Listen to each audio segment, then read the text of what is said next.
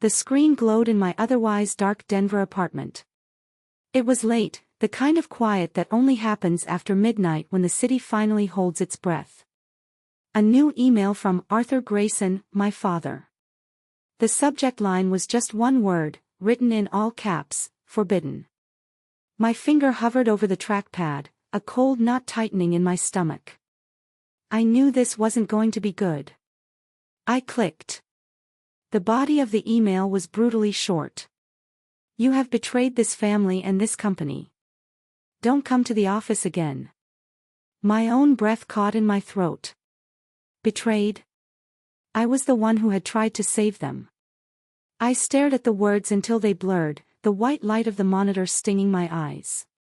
My hands felt numb, distant, as I moved them back to the keyboard. I hit reply, my movements mechanical. I typed a single word, a word that felt both like a surrender and a declaration of war. Understood. Then I hit send. The click echoed in the silence of the room. My name is Audra Grayson, I'm 32 years old, and I had just been fired from my family's company via a 2-sentence email. It wasn't supposed to be like this. Our company, Grayson Dynamics, was the American dream carved out of code and caffeine. It started in my parents' garage back when enterprise resource planning software was a new frontier. My father, Arthur, was the visionary, and my mother, Miriam, was the pragmatist who made his visions profitable. By the time I was out of college, Grayson Dynamics was a $30 million a year titan in the Denver tech scene. It was our legacy. And I was supposed to be the one to protect it. As chief operating officer, I wasn't the face of the company, and I wasn't the ideas guy. I was the engine. I made sure the gears turned, the lights stayed on, and the promises we made to our clients were kept. My older sister, Veronica, she was the face. As the head of sales and marketing, she was our golden child, the one who could sell ice to a geologist, as my father liked to say. Her charisma was legendary, her presentations dazzling. My younger sister, Simone, was our head of human resources. Her official job was hiring and firing, but her real job was being the family peacekeeper, smoothing over the inevitable frictions that came from working with the people you grew up with. Her entire career was built on making sure nobody got too angry. My parents had stepped back from the day-to-day grind, content to let their children run the show. Arthur was still CEO, the king of the castle, but he was a king easily enchanted by Veronica's promises of explosive growth. Miriam, the co-founder, had retreated into a comfortable semi-retirement, trusting Arthur and Veronica to steer the ship. And me? I was just the quiet, reliable COO. The boring one who dealt with logistics and server uptime. The one they took for granted. I didn't realize until it was too late that being reliable in a family of dreamers and schemers doesn't make you valued. It makes you invisible. The beginning of the end wasn't a number on a spreadsheet. It was a human voice, frayed with stress, coming through my office phone. It was our biggest client, a national retail chain whose contract was worth nearly a quarter of our annual revenue.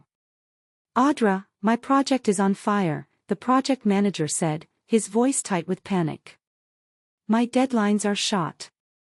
Your best engineers are ghosts. Where the hell is your team? I ended the call with a practiced calm, promising to sort it out, but inside, a siren was blaring. I had personally assigned our A team to that account. They were our best, a seasoned crew of developers who never missed a deadline. I left my office and walked toward the engineering department. The main project floor, usually buzzing with activity, was disturbingly quiet. Half the desks were empty.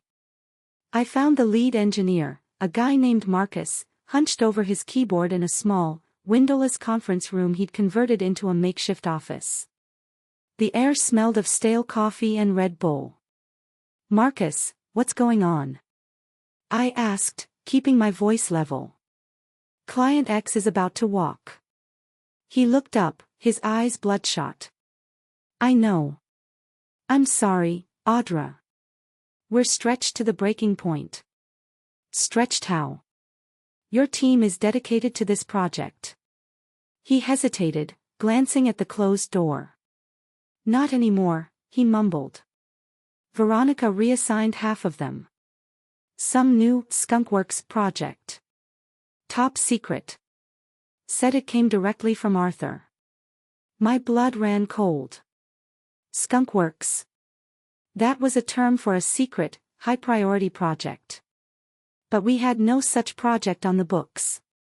Nothing in our operational budget, nothing in our strategic plan. It was a ghost. "She can't do that," I said, my voice hardening.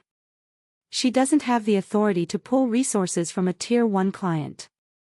Marcus just gave me a look that said, "She's Veronica. She does whatever she wants." I spent the rest of the afternoon walking through the office, not as a COO, but as a detective. I saw the signs everywhere. The marketing department had a brand new, top-of-the-line video editing suite that hadn't been in my budget. The sales team was flying first class to meet with clients for a product that didn't officially exist. And in the engineering wing, I saw the exhausted faces of my best people, running on fumes, trying to do the work of two teams. Veronica was bleeding the company's resources dry for her secret venture. But that led to the real, terrifying question. It wasn't just about the people, it was about the money. A project of this scale, with this much talent and this much travel, would cost a fortune. And if it wasn't in my operational budget, then where in God's name was the money coming from? That evening, I decided to do something I hadn't done in years.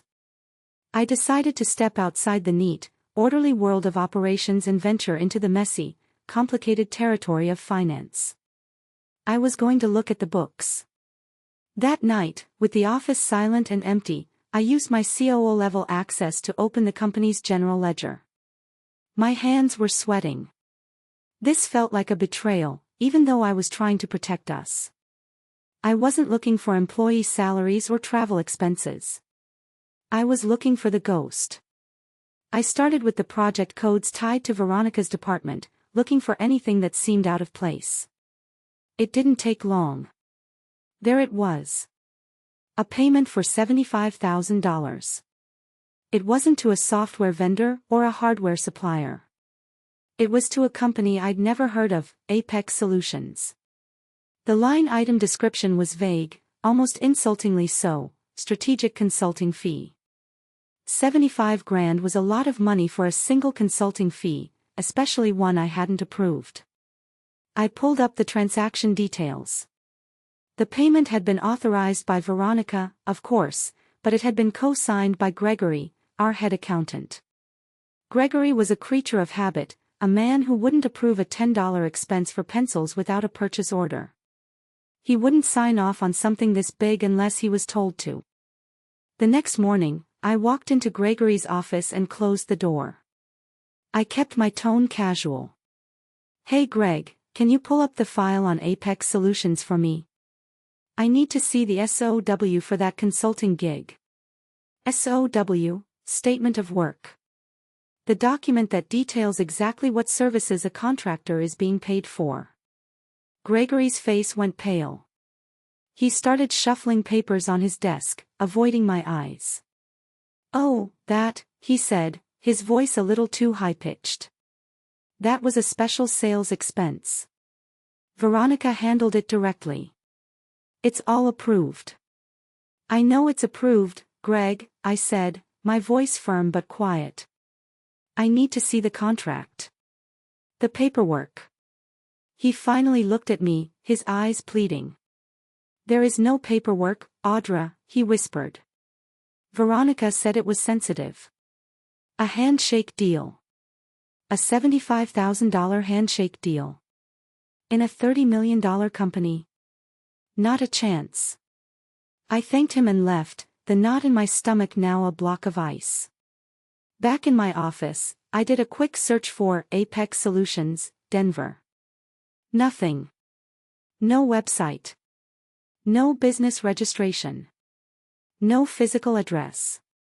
All I could find was a P.O. box in a small town an hour outside the city. A cold dread washed over me. This wasn't just a secret project. This was a lie. Apex Solutions wasn't a real company. It was a ghost. And my sister had just paid it $75,000 of our family's money. This wasn't a mistake. This was intentional. For the next week, I lived a double life. By day, I was Audra Grayson, the efficient COO, directing logistics, managing teams, and putting out the fires Veronica's recklessness had started. By night, I was a forensic accountant, fueled by black coffee and a growing sense of dread. I couldn't use the company's network, they could track my activity. So, I worked on my personal laptop, using a secure connection to run complex database queries I had learned back in my college days, queries that could cross-reference payment data in ways no one would ever think to look. The $75,000 to Apex Solutions wasn't a one-off payment. It was the first breadcrumb on a trail that led deep into a forest of deceit. I found another company, Summit Creatives, that had received over a dozen payments disguised as affiliate marketing services. Then there was Cascade Holdings, which was paid for software licensing fees for software we already owned. The fourth one was Sierra Ventures, which had billed us for executive retainer services. None of them were real companies. They were all phantoms, shells created for one purpose, to receive money from Grayson Dynamics. I worked until my eyes burned, piecing it all together. The payments were clever. They were always just under the threshold that would trigger an automatic audit. They were spread out over 18 months, buried in different departmental budgets. It was a sophisticated operation, designed to be invisible. But it wasn't invisible to me. I was the one who had designed the very operational systems she was exploiting. By the end of the week, I had the final number. It wasn't $75,000.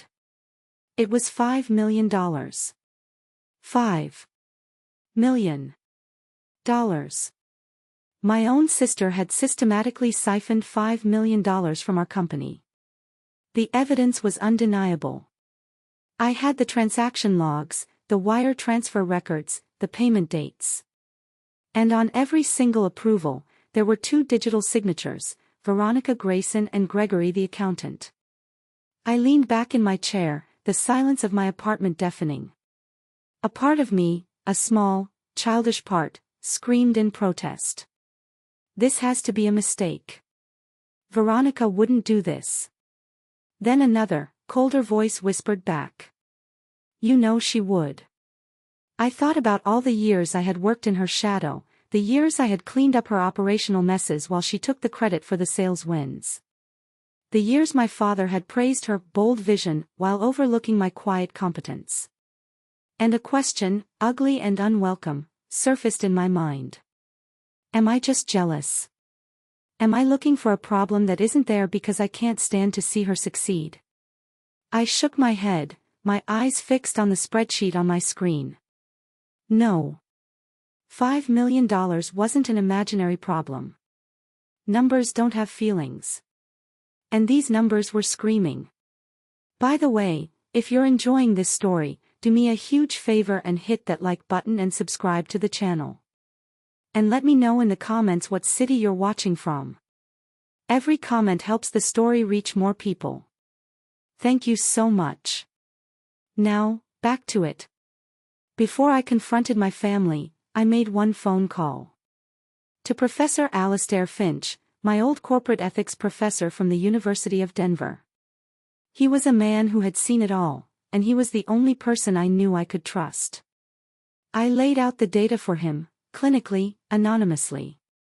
I didn't say it was my sister. I just said it was a high-level executive. He listened without interrupting. When I was done, there was a long pause on the other end of the line. Audra, he said, his voice heavy.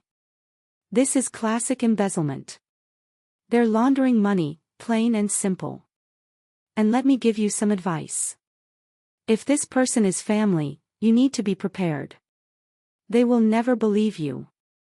They will close ranks, and they will protect the person who makes them money, not the person who tells them the truth. His next words sent a chill down my spine. Go to a store. Buy a new, encrypted hard drive. Pay with cash. Back up every single piece of evidence you have. Do it now. Because you're about to walk into a war, and right now, you are the only one who knows it. I followed his advice to the letter. That afternoon, I had a 40-page report, complete with charts, graphs, and copies of every fraudulent transaction, saved on a small, password-protected drive that I kept in my pocket. I called the family meeting for Sunday afternoon, at my parents' house. Not the office. This wasn't a business issue anymore. This was a family betrayal. I walked in and found them all gathered in the living room, looking relaxed. My father, Arthur, was reading the paper. My mother, Miriam, was knitting. Simone was scrolling on her phone. And Veronica was there, smiling, looking like the cat that ate the canary. I didn't waste time with pleasantries. I handed each of them a bound copy of my report. I've discovered a serious financial irregularity, I began, my voice steady despite the frantic beating of my heart. Over the past 18 months, $5 million has been systematically transferred from company accounts to 4 shell corporations. I paused, then looked directly at my sister. And Veronica, you approved every single transaction. The silence that followed was thick and suffocating. My mother stopped knitting. My father slowly lowered his newspaper. Simone finally looked up from her phone, her eyes wide. Veronica, however, didn't flinch. She just slowly, deliberately, picked up the report and began to flip through it, a small, amused smile playing on her lips. My mother was the first to speak, her voice trembling. Audra, what is this? This must be some kind of mistake. Simone looked from me to Veronica, her expression a mixture of confusion and fear. $5 million. That's not possible. But it was Veronica's reaction that stunned me. She didn't deny it. She didn't defend herself. She laughed. A short, sharp, dismissive laugh. Oh, Audra, she said, tossing the report onto the coffee table as if it were junk mail. What a cute little report. Dad, Mom, this is why our operations department is failing. My bookworm sister is so busy playing detective that she's forgotten how to do her actual job. She stood up, pacing the room now, radiating confidence. She was performing, and my family was her captive audience.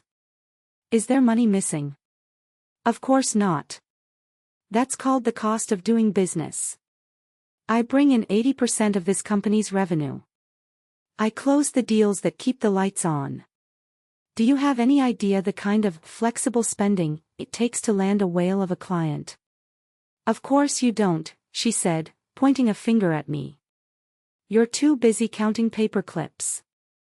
Then she turned to our parents, her voice dripping with manufactured indignation. This isn't a financial report. This is a personal attack. She's been jealous of me her entire life. She's trying to sabotage me because she can't stand to see me succeed. It was a masterful performance.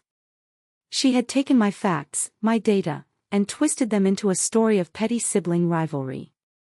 And my family bought it. My father, Arthur, closed his copy of the report without even reaching the second page.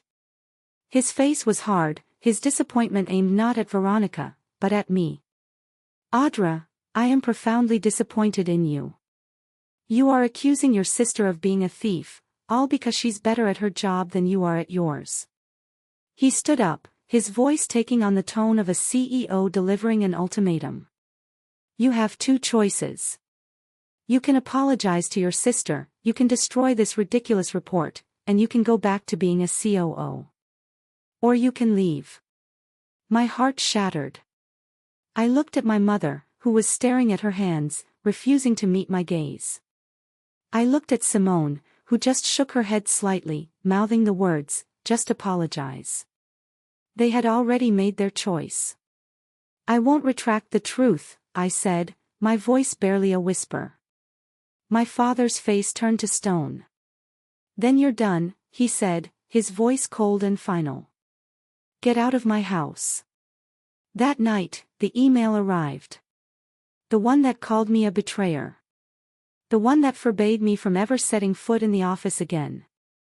The one to which I had only one possible reply, understood. The 3 days that followed were the longest of my life. They were a masterclass in what it feels like to be erased. The first morning, I tried to log into my work email out of habit. Access denied. My company phone went dead an hour later. My keycard to the building was deactivated. I had been surgically removed from the empire I had helped build. On the second day, a text came through from Simone. Audra, please, just call Dad and apologize. You're tearing this family apart. I stared at the message, a bitter laugh escaping my lips. I'm tearing the family apart. I threw my phone onto the couch and refused to look at it for the rest of the day. The silence was absolute. No calls from my mother. No follow-up from my father. It was as if 32 years of my existence had been wiped from their memory. By the morning of the third day, the grief had begun to harden into something else. Resolve. They had cast me out. They had called me a traitor. They had chosen a comfortable lie over the ugly truth.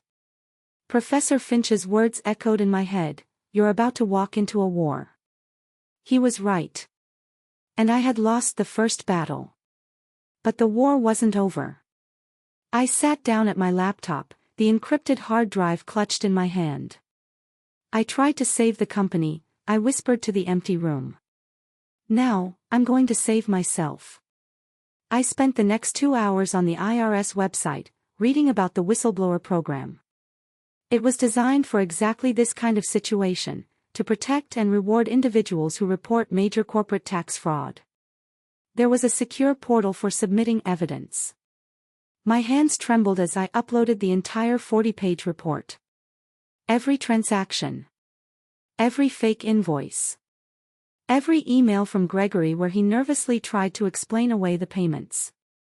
I wrote a cover letter, detailing my position as COO and my belief that the company was using shell corporations to evade taxes and embezzle funds. I paused before clicking the Submit button. This was it. The point of no return. This wasn't just about Veronica anymore. By reporting the company, I was implicating my entire family. My finger hovered over the mouse. Then I thought of my father's cold eyes as he told me to get out. I thought of my mother's silence. I thought of Veronica's triumphant smirk. I took a deep breath and clicked. A small message appeared on the screen, "Your submission has been received." I felt a strange sense of calm. I had just pressed the self-destruct button on my family. And I had never felt more alone, or more certain. It happened less than an hour later. A frantic, desperate pounding on my apartment door. It wasn't the polite knock of a visitor, it was the hammering of someone in a panic. My heart leaped into my throat. I crept to the door and looked through the peephole. What I saw made my blood run cold. It was my father, Arthur. His face, usually so proud and commanding, was ashen gray. His hair was disheveled. Behind him, my mother, Miriam, was openly sobbing, her hands pressed to her mouth. And beside her stood Simone, her face puffy and red from crying. But they weren't alone. With them was Mr. Davies, our family's longtime attorney, his expression grim. They didn't look angry. They looked terrified. I opened the door, and they practically fell inside. "Audra," my father gasped, grabbing my arm. "Thank God you're here." Mr. Davies stepped forward, taking control. "Audra," he said, his voice low and urgent. "I'm so sorry. It's Veronica. She's gone." I just stared at him, confused. "Gone? What do you mean, gone?" "She's vanished," he said, handing me a folder. "After you left on Sunday, she told your parents that you had sabotaged the accounting system in a fit of rage. She said she needed to perform an emergency asset transfer to a secure holding account to protect the company's capital. My heart sank as I opened the folder. Inside were bank statements. Wire transfer confirmations. She didn't just take the $5 million, Mr. Davies continued, his voice heavy with disbelief. She used the chaos to drain the primary reserve accounts. She transferred another $10 million to a new shell company, Zenith Global, with an account in the Cayman Islands, a non-extradition country. In total, she took $15 million. And then she disappeared. My father's voice cracked. She's not answering her phone. She's not at her apartment. She's gone, Audra. I was still reeling, trying to process the sheer scale of the betrayal, when Mr. Davies handed me one last sheet of paper. And Audra, the reason your parents, the reason we all believed her, is because she showed us this. It was a forged document. A fake wire transfer approval for the initial $5 million.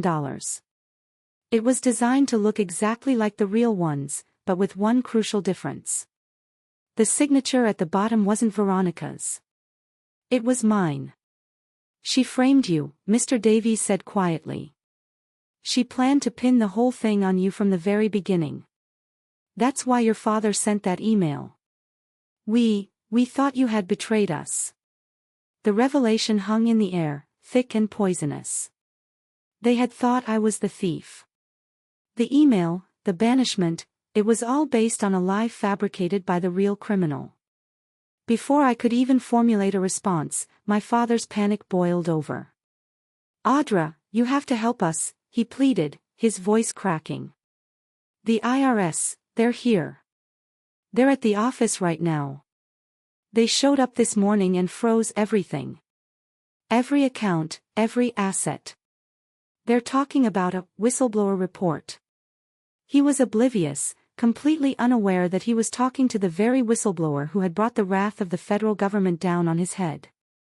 My mother, Miriam, stumbled forward, her face a mess of tears and mascara. She grabbed my hand, her grip surprisingly strong. Please, Audra, she begged, her voice a raw whisper. We're family. You're the only one who truly understands the systems. Talk to them. Tell them it was all Veronica. Help us fix this. Simone joined the chorus, her words tumbling out between sobs. We're going to lose everything, Audra. The company, the house, everything Dad and Mom built. Please. Don't let her do this to us. I looked at their faces. The three people who, just 72 hours earlier, had looked at me with contempt and disgust. The people who had called me a liar and a traitor. The people who had thrown me out of my own home. Now, they were begging. Their fear was real. Their desperation was palpable. But as I stood there, a strange, cold clarity washed over me. The pain I had felt was crystallizing into something hard and unyielding. Steel. I gently pulled my hand from my mother's grasp. I looked at each of them, my father, my mother, my younger sister. And I said one word. No. The word dropped into the room like a stone. They stared at me, their expressions shifting from desperation to disbelief. What? My father stammered. I took a breath, and the voice that came out was not the voice of their daughter. It was the voice of a stranger. You called me a betrayer. You threw me out. You chose to believe a thief over your own daughter because her lies were more comforting than my truth. You told me, in no uncertain terms, don't come back. So I won't. I let the words hang in the air for a moment. This is your mess. You chose her. Now you can live with the consequences of that choice. Together. My father's face contorted with rage. After everything we've given you, you'd abandon us. You abandoned me first, I said, my voice flat and devoid of emotion. Then, right there in front of them, I pulled out my phone. My father's eyes lit up with a flicker of hope, thinking I was caving, that I was going to call a lawyer, that I was going to help. I dialed a number from memory. "Hello, Agent Riley," I said, my voice crisp and professional. "Yes, this is Audra Grayson. I have some new evidence for my case. It turns out the $5 million was just the tip of the iceberg." "Yes. I have proof of an additional $10 million, and I also have the forged documents she used to try and frame me." "Of course. I'll email them to you right now." I hung up the phone. I looked at my father's horrified face, at my mother's look of utter devastation, at Simone, who was just staring at me as if she had never seen me before. "I've sent her everything," I said quietly. "Including the bank statements for Zenith Global. Good luck with your audit." And with that, I gently closed the door on their shocked faces, shutting out the sound of my mother's wail. That was 6 months ago. Grayson Dynamics is gone, its assets liquidated in a bankruptcy auction. My parents were hit with a $15 million penalty from the IRS for gross financial negligence. They lost the house I grew up in, their savings, their reputation. Everything. Veronica is an international fugitive, a ghost with a red notice from Interpol next to her name. As for Simone, she still sends me tearful texts every few weeks. "I'm so sorry. I was just scared. You're still my sister." I read them, and then I press delete. I moved out of Denver. I work as an ethics consultant now, which is a bit ironic. I help other companies build the kind of transparent, accountable cultures that my own family lacked.